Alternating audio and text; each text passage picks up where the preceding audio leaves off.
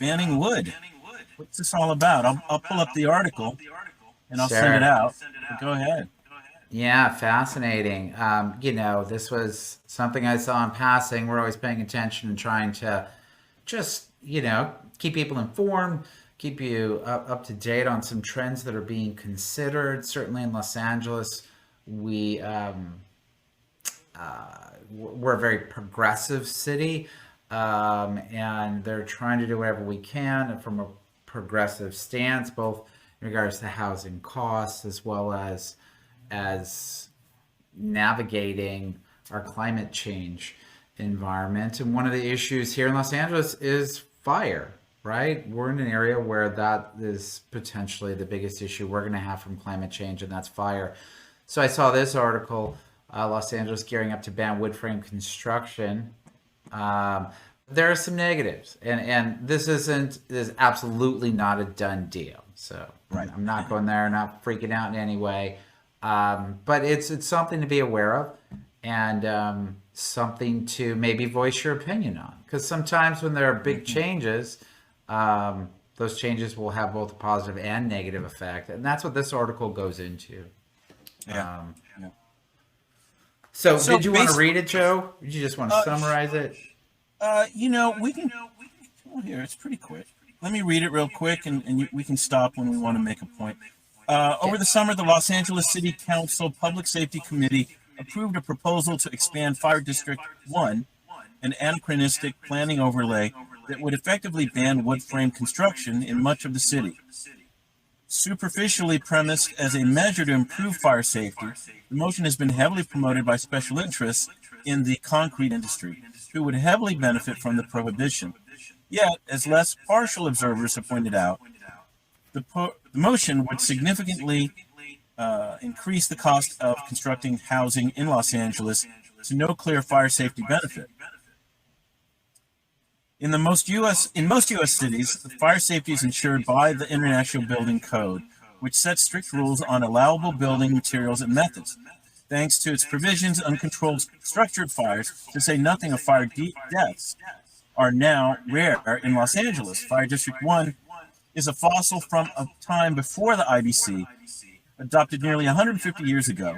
The district, which covers downtown and portions of Hollywood, principally serves to ban timber and wood frame construction, building materials otherwise permitted under the IBC subject to certain safety provisions. The motion currently winding its way through the City Council would expand Fire District 1 to neighborhoods with a population density of 5,000 residents per square mile, with nearly all of Los Angeles comfortably above 5,000 residents per square mile. This expansion would effectively ban timber and wood frame construction in much of the city, including many rapidly growing neighborhoods near transit. Instead, developers would be forced to use concrete and steel, building materials that come with substantial added financial and environmental costs.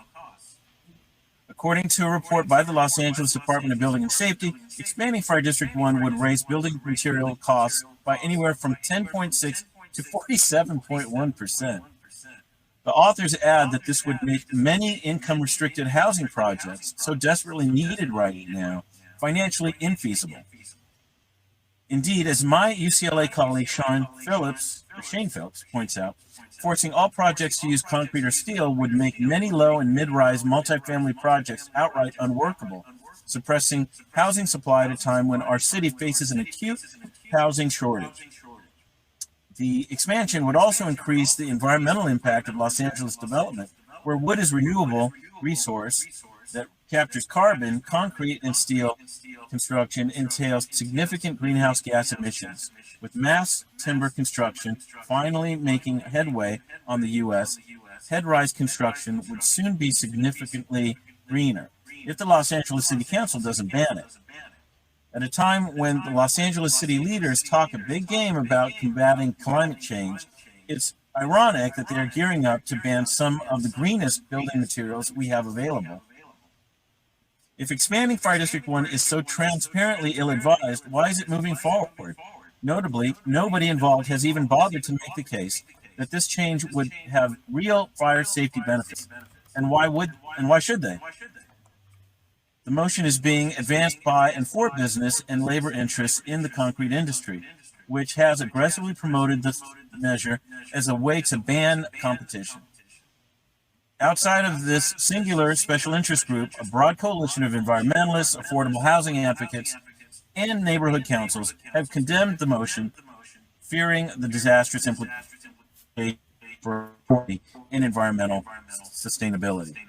Few would doubt the need for robust fire safety or strict building standards, but the reality is that the expanding Fire District 1 improvises or improves upon neither. On the contrary, it pulls Los Angeles out of widely respected building standards, which ensure safety and safe wood frame construction, and forecloses the possibility of mass timber construction altogether. The motion is now in the council's Planning and Land Use Management Committee. So far, the rest of the council has largely gone along, perhaps uninterested in dry changes to the building code and blasé about its harmful implications for Los Angeles. With any luck, that will soon change. My God, this sounds so stupid. Well, I like anything else, everything gets marketed, right? It's not simply, this is good. Let's just do it. So early on to see concrete and steel industry supporting this makes sense. They're pushing to have that marketed. Yeah. Every if there's an industry that's going to benefit from a shift, they're probably going to help promote a direction. And as soon as you tie that into something that's going to resonate with progressives, less fire, of course we want this. Please, all I can say is please read the details. One thing is for sure, costs will rise. Oh my gosh, 47.1 up to 47.1%. For sure. And it will, there'll be other costs that'll be associated with it. There'll be, material access. Once you change a system, things just become more complicated. It's not saying there isn't potential gain from it. I will say this though, like we recently had a transaction. We have a new disclosure in real estate that started this year in the middle of the year called defensible space. And it's an additional layer for evaluating fire safety when you sell homes in a high fire zone. But there's a gradient there, and in reading through it, what it comes down to is that they're determining areas which are most likely to need that defensible space. And much of LA, which has easier access in the denser areas to fire and fire hydrants, and when things can be addressed more quickly and surmise, and there's more development, it's less likely. I'm not saying it's not going to happen, but it's less likely for things to become a bigger issue. But this defensible space law is in place in areas, and it's a requirement when you sell a property then to determine if they need to make adjustments in the space to prevent fire. If it's in a more rural area, if you're surrounded by trees and firefighters can't get there. Well, I was going to say, I know we're digressing a bit. It's a good example, but considering the home location that we're talking about, it doesn't seem anywhere near any brush or fire, but it's right there on the edge. It's hills, and it's close to, it's a winding street to get up there. There are 200 homes around there, and when they built those 200 homes, I guarantee you they were required to bring in large water lines, put in fire hydrants for access and accessibility, and meet sustainable components on the construction of the spaces themselves, which were more modern already. So I think there's a gradient that we need to move in that direction. I'm not disputing that. Don't get hung up on a singular topic and not understand the impact it's going to have. And the secondary, the cost of increasing building will increase the cost of housing. And as they mentioned in that article, the cost of renting tremendously. Yeah. So, well, I hope it doesn't go through. And as you're saying, these are special interests. I know there are other ways to build in this town and in this nation and in this world. I hope they're getting some due here. we're thinking about all this. I just always feel like with all of these bills, the biggest frustration with government is it serves a huge purpose to bring some balance, but I always feel like it's not one way or the other. There's a middle place that makes sense. Yeah.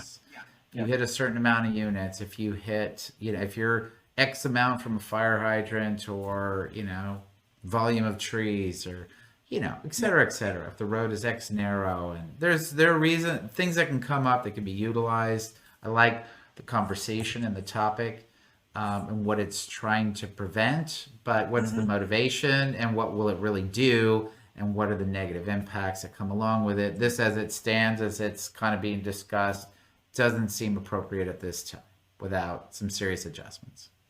Okay. Well, I do hope the council members do study this a bit further, and turns out right. So Cool. all right. Well, great guys. We'll see you next week.